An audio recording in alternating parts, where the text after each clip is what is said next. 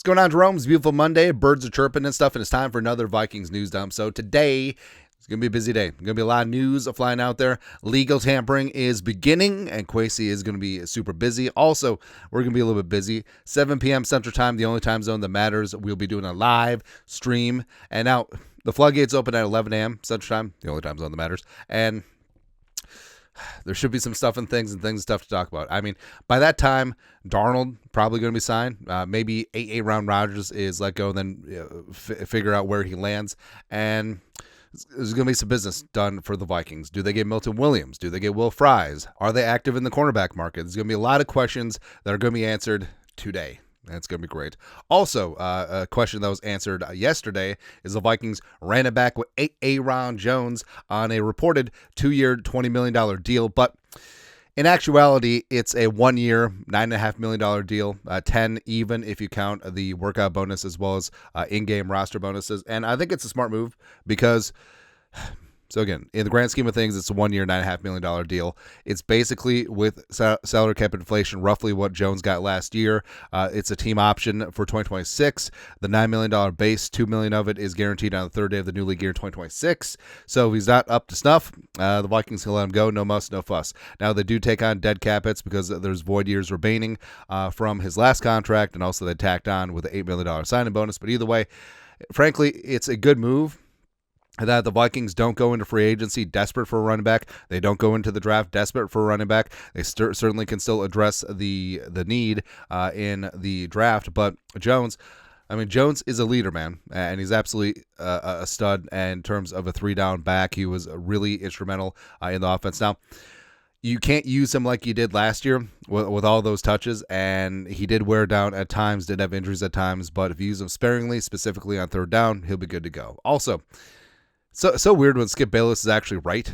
about things. Skip Bayless, congrats to Aaron Jones and the Vikings. 2 more years, $20 million. Had his career best year last year after Pack lowballed him. He's a play-making, high-character winner. It's absolutely true. Wishing he was a Cowboy. Should have been a Cowboy. The team he grew up loving, Aaron Jones, praying emoji, 100 emoji. So again, it's weird when Skip Bayless is actually right about things. But Pride of El Paso is back in the great state of Minnesota yet again for another season. Maybe 2. Probably 1. We'll see.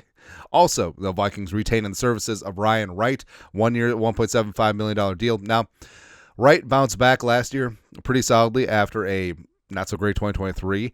But is Wright one of the best punters in the league? No. Does he have good touch and finesse? Yes. Tied for 4th in the league in yards per return. So he works well with his coverage units. He's a good holder. He's good to go. Now, we still haven't seen if there's any guarantees in that 175, but even if there are, that doesn't give him the job for week 1. So I think that the Vikings will still likely bring in competition on the 90-man, make him earn it, and just go from there, right? Also, Danny Jones. We're going to get some clarification on this today. Daniel Jones, after Sam Darnold, is going to be one of the more coveted free agent quarterbacks. Multi-years of starting experience with the Giants. Does have a decently high ceiling, athleticism, accuracy when he's not under duress because of the Giants' offensive line. Long story longer. Diana Rossini, the Athletic, the Vikings and Colts are expected to be the leading contenders to sign Daniel Jones per source. So he can go to the Colts, maybe get a little bit more money, maybe beat out Anthony Richardson, and maybe start.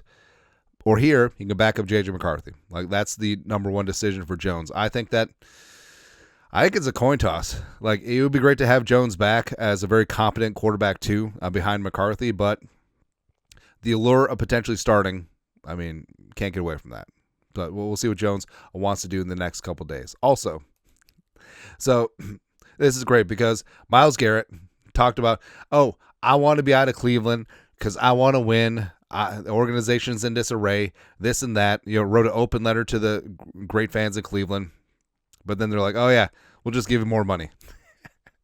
Schefter, from trade to truce and beyond, the Browns and Myles Garrett reached agreement today on a record contract extension that averages $40 million per year and includes $123.5 million in guaranteed money and now makes him the highest paid non-quarterback in NFL history. It's pretty amazing what money does. But for us being a Vikings fan, the number one thing is now he's not a Packer, he's not a Bear, he's not a Lion, he's not an Eagle. And that's what matters to me. Also matters to me is DK Metcalf. Well, Sam Darnold's going to sign with the Seahawks, and no DK, No Tyler Lockett either. I don't know what Seattle's doing. They could just fix their interior offensive line and then ran it back, but receiving. The Steelers are sending a 2025 second-round pick to Seattle in exchange for DK Metcalf. Pittsburgh will sign Metcalf to a 5-year, $150 million extension per source. Now, what's hilarious is that now DK Metcalf is with George Pickens. Like, if you had a poll of who's the most likely receiver to start a fight and get penalized in a game, DK and Pickens would be 1A and 1B. Or 1A and 1A. It's hilarious. Now they're literally going to fight over number 14. And is Pickens going to be on the move? He's always been rumored to be traded. Don't know. But also, who the hell their quarterback going to be? I don't know. But this is what's great too. So I was a little bit worried that the Packers would go hard in the paint after DK. Try and get themselves a wide receiver 1, even though they keep telling the world that, hey, we have 5 wide receiver 3s. Cool. Matt Schneiderman, beat writer for the Packers. I'm told the Packers never made an offer to the Seahawks for DK Metcalf. Contrary to multiple reports, Gutekunst and John Schneider are good friends from their time together in Green Bay, but a deal between the two for Metcalf was never a realistic possibility. Yeah, God forbid they actually go after a wide receiver 1 there's a lot of old wide receiver 1s. Yeah. But also the draft isn't really top heavy for receivers, so I think the Packers might just be stuck yet again.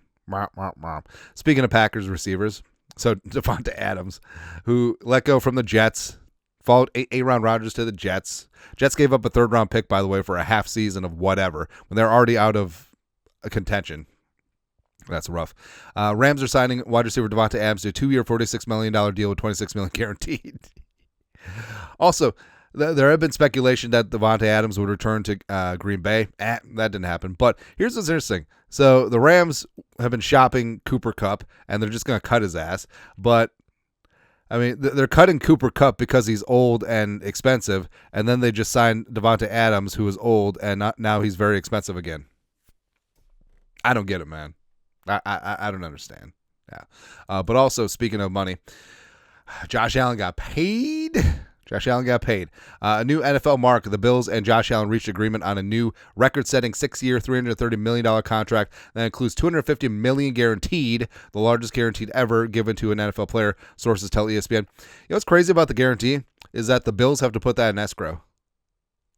Just in case the league ends, that guaranteed money is in escrow. So $250 million in escrow, probably leveraged to the T's, but it's kind of awesome. Allen has 4 years left on his deal, but the Bills still reward their franchise quarterback with a new benchmark deal. Kirk Cousins just got his agent on the horn. We need to work out a new contract or something. But so yeah, Josh Allen got paid, respect. Lamar Jackson got paid, respect. But here's the competitive advantage. And here's why the Vikings ultimately didn't sign Darnold. J.J. McCarthy, look at his base salaries, right? And his cap hits are around $5 million, $6 million, $7 million due to prorated signing bonus. But this is the competitive advantage. Like Josh Allen is now going to be making 55. Is that 55? Something like that. $55 million per year. J.J. McCarthy is going to be making at or around $1 million on a base for the next 3 years. 5th-year option is going to be up there since he's going to be making multiple Pro Bowls, and there will be escalations there. But this is the advantage. Now, Kwesi has his golden opportunity to rack up and stack up a rooster around the kid, and that's exactly what he's going to do in free agency and the draft, and all starts today. So it's going to be a fun day.